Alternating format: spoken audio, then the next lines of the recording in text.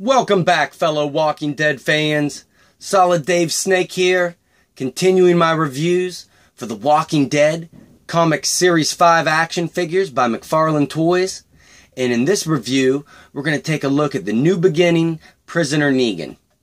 And this is the second Negan action figure that we've gotten in the comic book line of action figures. The first being the Skybound exclusive Negan, and of course at this past year's SDCC, they did a 2-pack with Glenn with a bloody colored variant for Negan. So kind of the third, but for overall sculpts, he's the second one.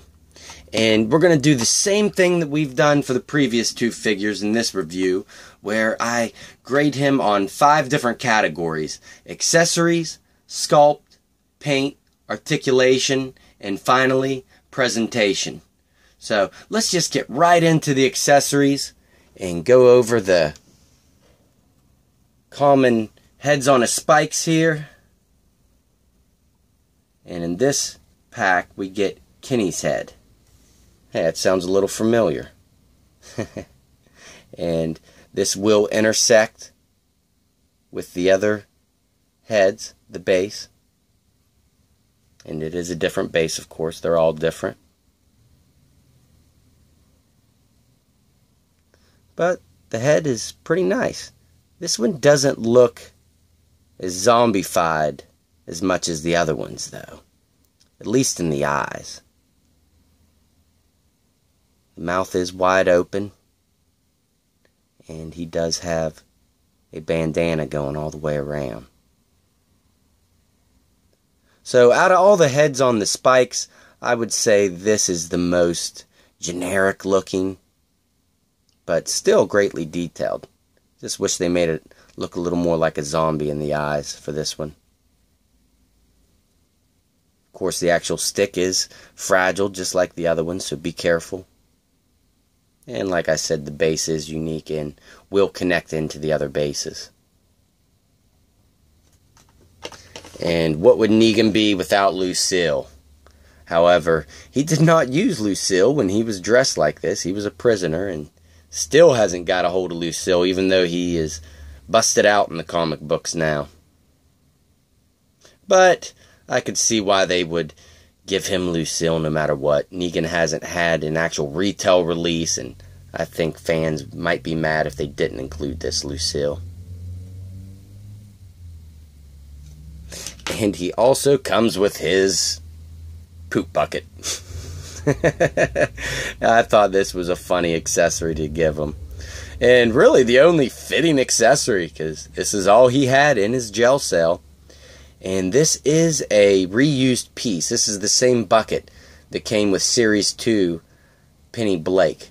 Of course, that bucket had blood splatter all over it, and this one is clean. And the handle does move back and forth. It's on hinges there. No poop inside, though. So, really fitting accessory for Negan. And that's it. I really wish they would have given this Negan a extra head sculpt. A clean-shaven head sculpt and without the beard. Whenever he was totally clean-shaven. Because that would have allowed you to get 2 different looks out of this action figure. And all the other figures in this series came with extra heads, so it would have been nice. So, all in all, we get a couple reused accessories and the least detailed head. So, overall, for accessories, I'm going to have to give them a 7 out of 10. They could have put it over the top with giving them an extra clean-shaven head sculpt, but they didn't.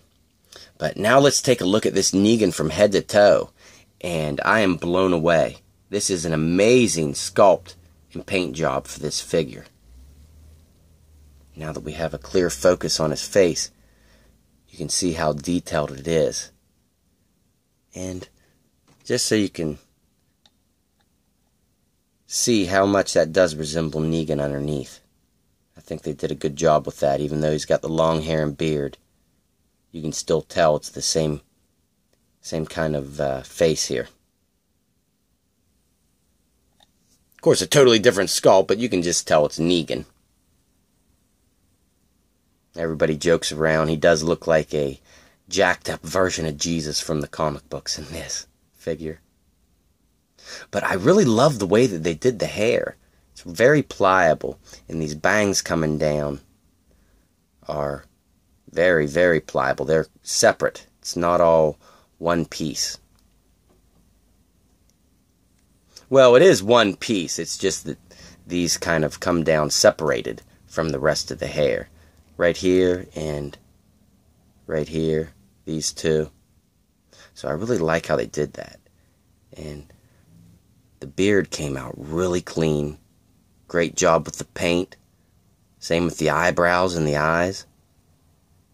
Everything came out real nice on this head sculpt. Even where the skin is matching into the hair, you can see where they painted hair a little bit. It's not part of the actual wig piece here. This hair is actually a separate piece glued on. So you can tell they went the extra mile and painted that in right here. So that looks good. And the body overall is very well sculpted. Of course, nothing too exciting with his clothing since he was a prisoner. Just jeans and a denim shirt here, white shirt underneath. But great detail overall with the front pockets and the buttons. McFarlane always does a great job sculpting clothing and painting it. And you can see a little bit of almost brown throughout to give it a dirty appearance. A little bit of black wash too that comes out in between the cracks.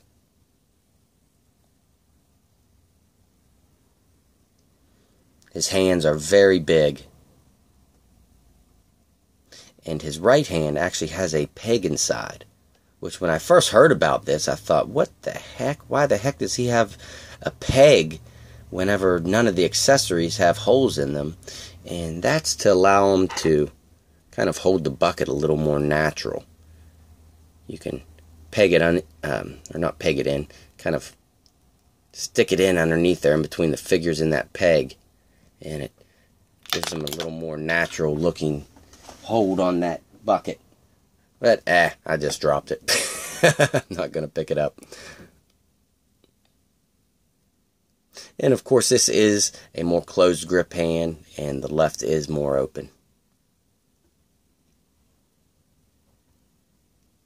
And these jeans came out good. Of course, it always looks a little weird on their butts for these action figures with the way they have the articulation, unless you have everything matched up right. And this is one of our only human characters from any Walking Dead series with bare feet. Maybe the first, actually. I don't think they've ever done this before. But of course his feet were bare while he was a prisoner. They didn't even give him any socks or shoes. I think that's funny. And even the bottom of his feet have a little bit of a dirty paint job to them. So that's pretty cool. So overall, I cannot complain at all about the sculptor paint job on it. It really is flawless. So I'm going to have to give it a 10 in both categories for sculpt and paint. Just phenomenal. Now, the articulation, however, that's a little bit of a different story. He is a little lacking in the articulation department. His head is on a ball joint, which will go all the way around, but only look this far down and this far back, and a little bit of tilt. So not that great of movement at the head. He does have a ball joint and hinge at the shoulders, which his arms are going to pop off really easy, just to show you if you hinge up too much. And that's about as far as it'll go, not even close to 90 degrees. So very lackluster with that shoulder articulation, but it will rotate all the way around. And his elbows are on a single hinge, which will only go that far up, not even close to 90 degrees, and rotate all the way around. And here's something funny about the wrist. There is a hinge in there, but his hand is so close to the cuff of the shirt, it really makes it pointless. You can't get much hinge out of it, so all you can really do here is rotate. It's almost just like a cut joint. And same thing with his left hand. So not too good there. And at the waist, he will rotate all the way around. And at the legs, he will split out all the way and kick up to 90 degrees and back pretty far as well. So that's the best point of articulation in this figure. And at the knees, he does have a single hinge, which will go back almost to 90 degrees, so pretty good there, and rotate all the way around. However, whenever you rotate these knees, the sculpt's going to look a little weird. That hinge will be exposed. So you almost want to leave him in that neutral position when posing. And his feet are on a ball joint as well, which will rotate all the way around. And both of them hinge up and down a little differently, just with the way that the cuffs of the pants are on each one. So overall, his articulation isn't that great, so I'm going to have to give it only a 6 out of 10 for articulation. And for overall presentation, this Negan will fit pretty good into a good bit of your displays. The extra head sculpt would have taken it the extra mile, though, because basically this is only representing Negan for those first couple issues that he was a prisoner. And with his accessories, just really having the bucket from what he used during that time period, you're going to be a little limited in what you can do here. Now, he will make a lot of good custom action figures. I can picture this action figure being used for a lot of different customs. But as is, for overall presentation, unless you have a little gel cell diorama to put him in, he's going to be a little more lackluster and unfitting. But boy, if you have a little gel cell to put him in, that would look awesome. So for overall presentation, I'm going to give him an 8 out of 10, just because he is such a great looking figure. So overall, he gets a score out of 41 out of 100. So pretty darn good action figure. Not the best out of the series, but overall an amazing representation of how Negan looked during this storyline. So, alright everyone, I hope you enjoyed the review, and stay tuned because I have one more coming up with Lydia. So I'll catch you then.